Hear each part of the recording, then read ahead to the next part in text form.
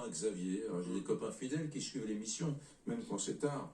Voilà ce qu'il m'écrit. Sergueï Kadjikourbanov, un ex-policier russe, condamné à 20 ans de prison pour son rôle dans l'assassinat de la journaliste Anna Politkovskaya en 2006, Sergueï Kadjikourbanov, donc, a été gracié par Vladimir Poutine pour avoir rejoint les forces russes en Ukraine. Justement, mon cher Xavier, tu pensais m'apprendre quelque chose, mais pas du tout. Nous avions prévu avec Émilie d'en parler, et c'est tout de suite. C'est une transition magnifique. On va parler donc de ces personnes qui ont été enrôlées en prison alors qu'ils purgeaient leur peine, et ils ont décidé de partir se battre en Ukraine pour Moscou.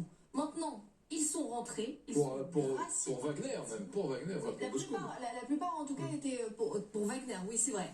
Et de retour en Russie, eh bien, ils récidivent. Regardez, c'est dit dans cet article, notamment du Monde, au moins 17 condamnés pour homicide ont obtenu une grâce présidentielle après avoir combattu en Ukraine, et au moins 3 d'entre eux ont récidivé. Alors, parmi ces personnes, vous avez Vladislav Kanius. Alors, il a tué son ex-petite amie de 23 ans, vous la voyez à l'image, c'est lui, avec son ex-petite amie, avant de la tuer. Alors, ça va vous paraître sordide, mais je voulais vous donner ces détails parce que vous allez comprendre qui sont ces personnes qui ont été libérées. Donc ce gars était en tôle, oui. Il a été recruté par Wagner, il est allé se battre 6 mois en Ukraine, il est rentré en Russie après avoir été donc gracié puisqu'il s'est battu pour Wagner, et c'est là qu'il a récidivé et qu'il a tué sa petite amie.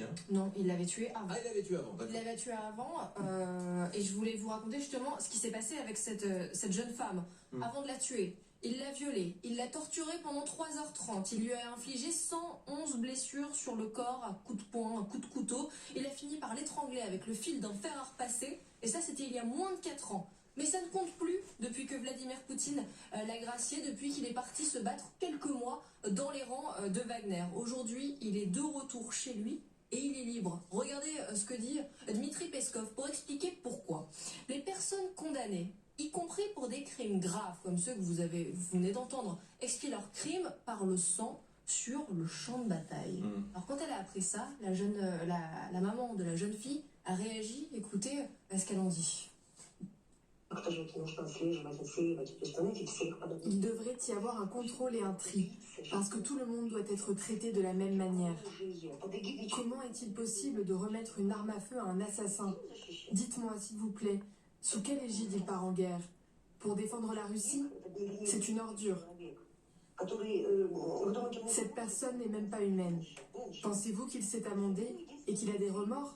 Non, il n'en a pas. Son seul but est de ramper vers la liberté à n'importe quel prix. D'accord, il sera libre. Quelles sont ses autres actions? Déchirer, couper, violer et tuer.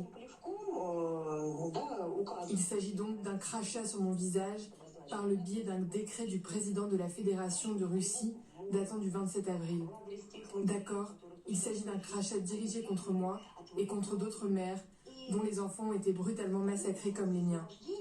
Et il l'a gracié en lui accordant une remise de peine. Cette phrase m'a tout simplement achevée. Elle m'a complètement achevée.